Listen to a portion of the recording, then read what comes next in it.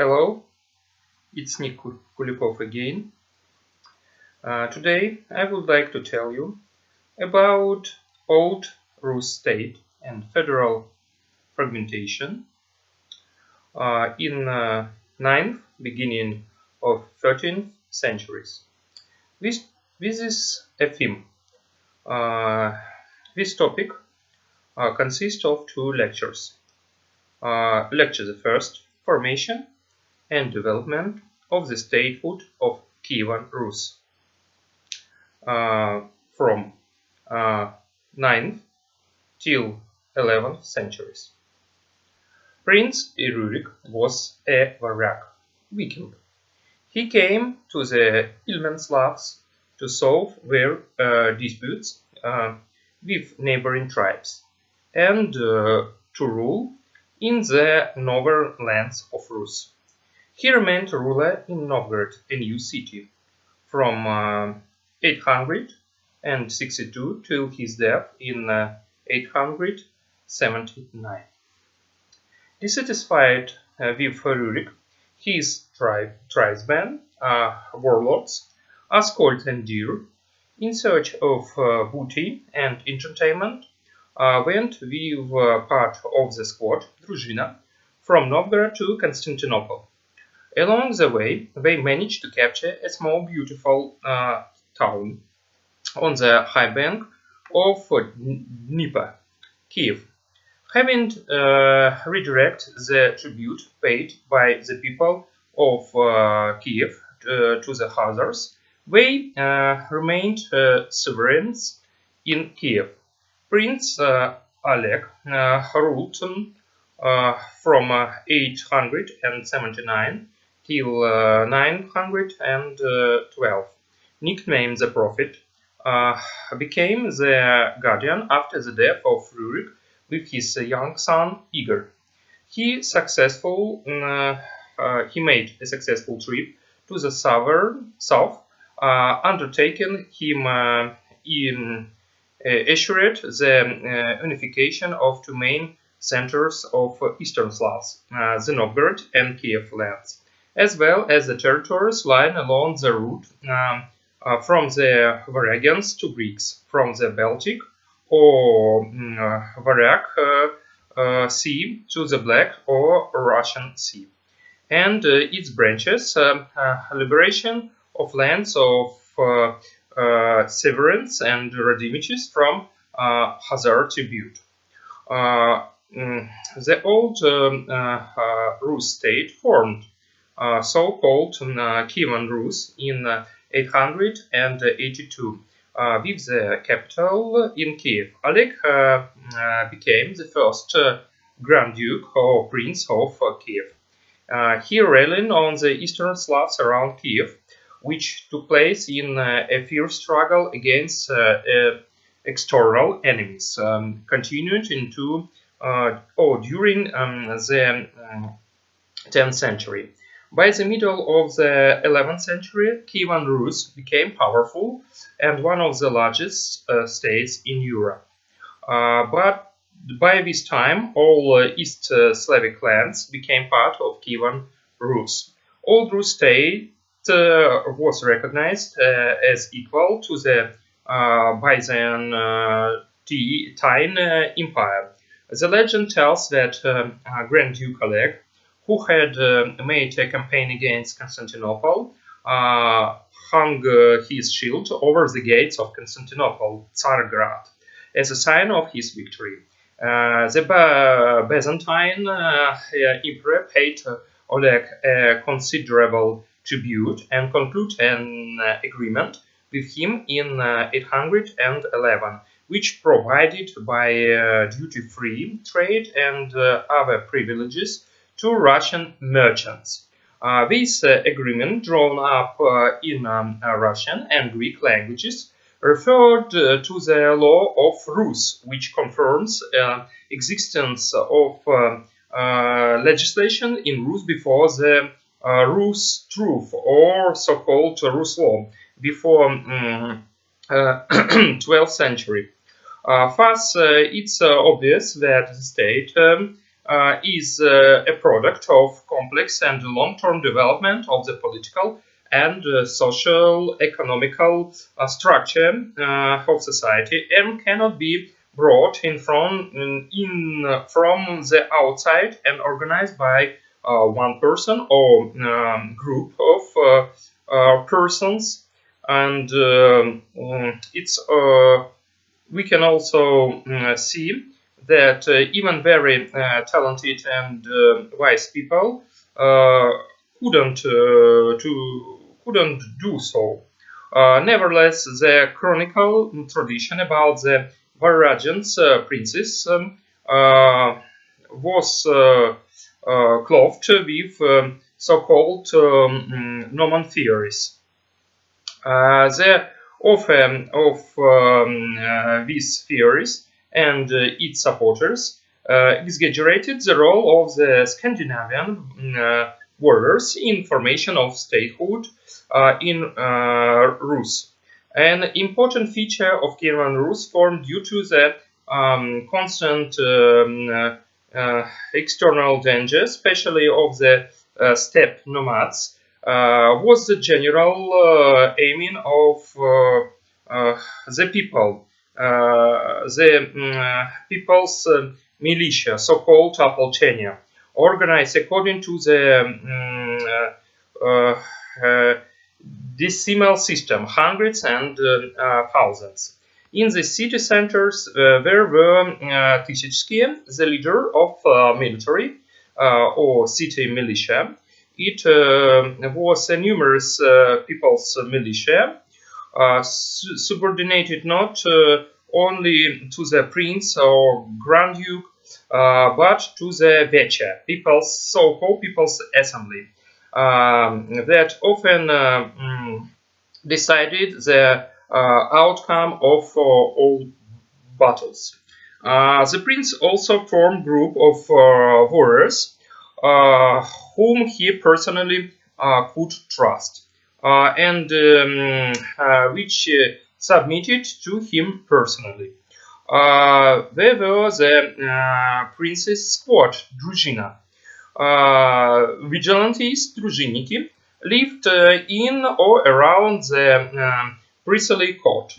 The squad, led by the prince, consisted of experienced warriors, men, and was the elder squad. The elder vassals, vigilantes, were assigned the most honorable position of responsibility. Governor, Тысячские, the boyars, arose from the elder warriors who of estates. Vochina was an East Slavic land estate that could be inherited as a lot in Western Europe. The term Vochina was also used to describe the land of the prince or duke. The term organized in the law of Kievan Rus and owner of Vochina, Vochinik, not only had property rights but also administrative and legal authority over the people who lived in its territory. These people, however, were not serfs, since they had a right freely to move to different vochinas.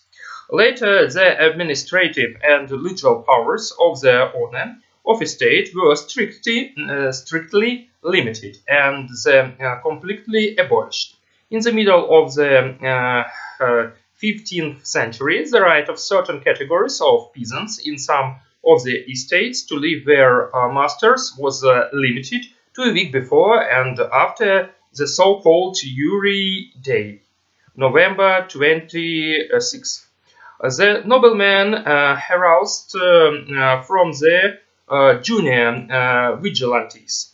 They owed the estate, a form of land ownership provided for military or state service in Rus which was not inherited. The prince took take care of the maintenance, so-called feeding of squad, which existed at the expense of production from tribute, court fees, and so on.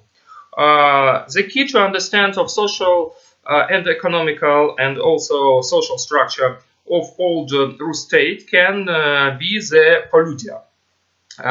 It was collection of tribute by the rulers of Kievan Rus from vassals, East Slavic tribes. Chronologically covered the 8th from the end of 8th till the first half of the 10th century, and in a number of territories even before the end of the 12th century. In winter, the ruler of Kiev went on around, visiting Drogoviches, Kriviches, Drevlans, Severans, and other subordinated tribes. Some paid tribute in money, some in furs or in commodities, and some in slaves. In April, the prince or Grand Duke returned to Kiev. Grand Duke Igor of Kiev, who was ruler from 912 to 945, was an avid man. He continued the tradition of polludia with Drevlans and tried to collect it twice, and was brutally murdered by them. The duke was torn to pieces. His widow, Princess Olga, ruled from 945 till 966. The primary chronicles suggest Olga of Kiev changed the method of gathering tribute.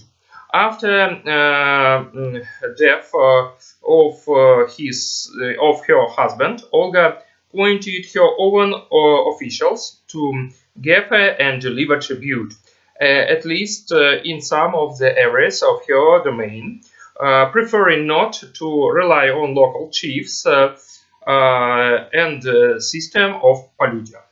Olga's reform was the first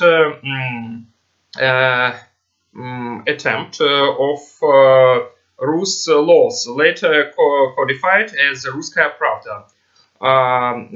She set the uroki size and identified special places, pagosts, and the time of tribute. Igor's widow Olga also avenged her husband's death in an extremely harsh manner, killing Drevlan's ambassador and nobility, burning the capital of Iskarestan to the ground, and leveling other towns. The Drevlans were defeated, and Olga transformed their territories into Kievan Appanage, with the center in Vruchi. Olga was also the first high-ranking Christian in the territory of pagan Rus. After the death of Grand Duke Igor in 945, his wife Olga reigned as a regent in Kiev until their son Sviatoslav reached maturity. During his reign from 867 till 972, and he remained to destroy the state of Khazars, carry out the invasion of the Balkans, to fight against Byzantium. Eventually, he moved his capital from Kiev to Perlislavets on the Danube in 969. In contrast with his mother's conversion to Christianity, Sviatoslav, like his Druzhina's court, remained a pagan. He actually turned Kievan Rus into a unified state. He also fought against Pechenegs, who captured him on the Dnieper and killed him. The primary chronicles reports that his skull was made into a chalice by the Pecheneg Khan. According to Eastern tradition, so Khan wanted to drink and get the wisdom of Sviatoslav. It's a cruelly but very beautiful version. Following Sviatoslav's death, tensions between his son grew up. A war broke out between his legitimate sons, Oleg and Yaropolk. Yaropolk I was the oldest son of Sviatoslav, a ruler of Kiev between 972 and 980. In 976, Oleg was killed. Sviatoslav's illegitimate son Vladimir fled Novgorod in 977 to escape Oleg's fate and went to Scandinavia, where he raised an army of Varangians and returned in 980. Yaropolk was killed and Vladimir became a single ruler of Kievan Rus. Yaropolk was a Christian and his brother Vladimir was a pagan. Vladimir also raped the pregnant wife of Yaropolk, who gave birth to Sviatopolk the Accursed. He got his name or nickname because he subsequently killed two of his cousins, Prince Boris and Gleb, thus avenged his father's death, Yaropolk. To strengthen his power, Vladimir nicknamed the saints, adopt Christianity in 988 in Rus. Vladimir conducted religious reforms in order to strengthen the central government. Local pagan cults and their servants, so-called wolves or the magi, were the bearers of the virtuous traditions of government and prevented the strengthening of the supreme power in Kiev. The princely power acquired divine origin. The Christian morality of the family created the conditions for the maintenance of the public peace and the submission of the people. The role of women decreased in the society from that time. Vladimir chose Eastern Orthodox Christianity because of ties with Constantinople. In 984, he conquered the Radimiches. In 985, he conducted a military campaign against the Volga Bulgars. He also fought against the Pechenegs, who threatened Kiev. The entire population of the country was obliged to pay tax in benefit of the church, a tenth of their income. The son of Vladimir was Yaroslav the Wise. Yaroslav the Wise fought against his cousin Yaropolk, Sviatopolk the first, who made a claim to the throne. Sviatopolk occupied it from 1015 till 1019. This was made possible by the existence of the rota system, the Lecция system, a system of collateral succession practiced in Kievan Rus and later appanage states and earlier Muscovite Russia, in which the throne passed not linearly from the father to son, but laterally from brother to brother, and then to the eldest son of the eldest brother who had held the throne. The system was rational by Yaroslav the Wise, who assigned each of his sons principally based on seniority. This is practically the same as agnatic seniority in Western Europe. Agnatic seniority is a patrilineal principle of inheritance, where the order of succession to the throne refers to the monarch's youngest brother over the monarch's own sons. A monarch's children, the next generation, succeeded only after the males of the elder generation have all been exhausted. Agnatic seniority essentially excludes female of dynasty and their descents from the succession.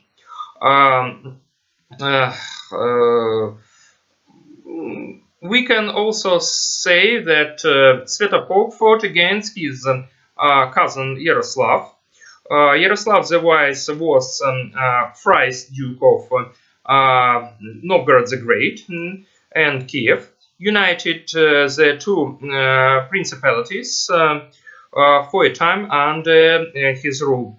He ruled in Kiev from 1019 till 1054. The wife of Yaroslav was Ingrid Olof's daughter of Sweden. He also successfully married his daughter to the monarchs of Europe, Elifsif, the Queen of Norway, Anastasia, the Queen of Hungary, Anne, the Queen of France, Agatha, the Queen of England. Kievan Rus gained recognition in Europe thanks to the dynastic marriages. Yaroslav patronized orthodoxy. At the head of Orthodox Church stood the Metropolitan, originally appointed from Byzantium. Yaroslav the Wise established the tradition of Rus metropolitans, appointed a statesman and writer of Rus origin, Hilarion, the Kiev metropolitan. The influential groups of large feudal lords consisted of boyars, like barons in Europe. The most notable boyars formed a special council under the prince, Boyars Duma.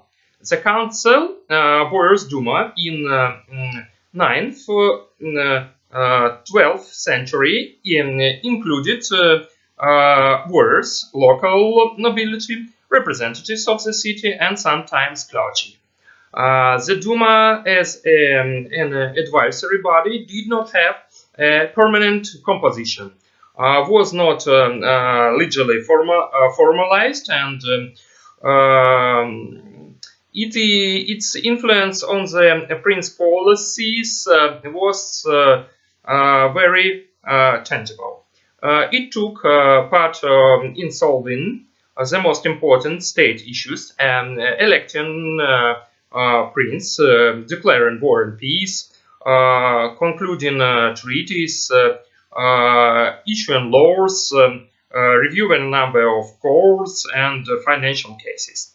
The council symbolized the right of autonomy of vassals and had the right of veto. At the local level, the administration was in the hand of local princes in towns, posadnik, representative of the prince administration, birich, a lower level of representatives of the prince administration, who declared princely decrees, collected taxes, summoned the defendants, and so on. And the Volostil, the head of parish. He had a power in the countryside. All of them received feed for their work. It was basement of the system of feeding fees from the local population. Although juridical authorities have not yet been formed, their functions were carried out either by Prince himself and or the representative of the administration, or by a special official, Virnik, and his numerous assistants who collected the fines. The church authorities and feudal landowner boyars had also juridical power in their own land. The process of federalization in Russia led to the formation of local political centers and the beginnings of the struggle with Kiev. This led to the collapse of the feudal federation, which in fact was Kievan Rus. The beginning of the division into princedoms as such is considered to the division of Rus by Yaroslav Wise between his sons in 1054. The next important step was a decision of Lubitsch Congress of Princes. Every prince keeps his patronymy, Votchina, in 1097. However, the grandson of Yaroslav the Wise, Vladimir Monomach, who captured and had dynastic marriages, was able to return all the principalities to Kiev. His policy continued and by his son Mstislav. The death of Mstislav in 1132 is considered to be the beginning of the period of political fragmentation. In Soviet Marxism historiography, feudal fragmentation. But in the Kiev Principality, for several decades, remained not only a formal center, but also a powerful principality. Its influence on the periphery did not disappear, but only weakened in comparison with the first half of the 12th century. In Kievan Rus was developed urban economy. In the 12th century, there were about 3,000 cities. The population of most cities did not exceed 2,000 people. The most privileged groups of the population consisted of merchants, especially guests who were engaged in foreign trade. The art of craftsmen, builders, potters, blacksmiths, gunsmiths, jewelers enjoyed wide popularity. Even in old Rus estate, which different legal status were already formed. There was also a category of dependent, not free people. Along with the free peasants, Ruskaya Pravda, Ruslo mentioned dependent people, Zakup, Radovich, and others who had their own economy, but for some reasons or another fell into partial dependence of the feudal lords and worked for a considerable part of their time on patrimonial lands. There was also a separate category which were factually slaves, serfs, hollops. They did not have any property. Everything that they used belonged to the lord. This structure of society is reflected in the code, a code of laws called Russian Truth, Ruskaya Pravda, or Rus Law. The code was drafted at the initiative of Yaroslav the Wise. For the murder of the representative of the privileged statum, we established higher criminal responsibility and a special procedure for inheriting of estate.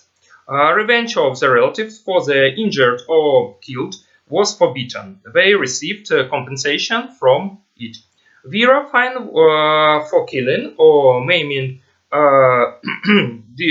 differentiate its size depending on the category of victim. The life of dependent people was value very low.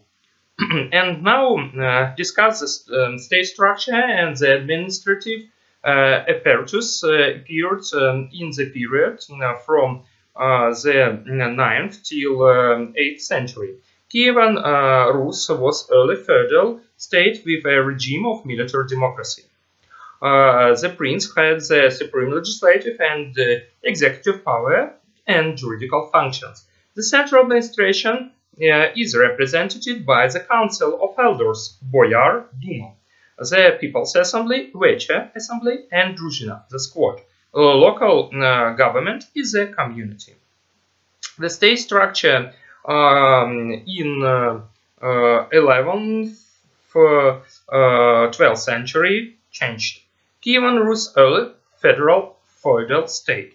The Grand Duke is supreme legislative and executive power, and had also juridical functions. The power of Duke gradually from elective became inherited.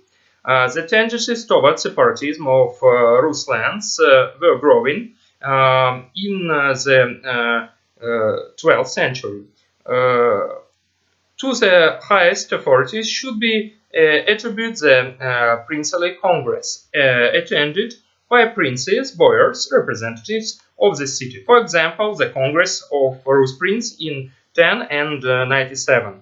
The central administration is represented by the Council of the Elder Boyar Duma and the People's Assembly, Vecha, and Druzhina. The local administrative apparatus depend on the settlements. Vochina belonged to the local prince of Boyar. City was under control of Posadnik and Birchis. Community was under the control of the rural elder headman Volostel. The juridical system provided by the prince or representative of his administration, like virniks, their assistants, church organs, or boyars. Novgorod and Pskov principalities were aristocratic republics.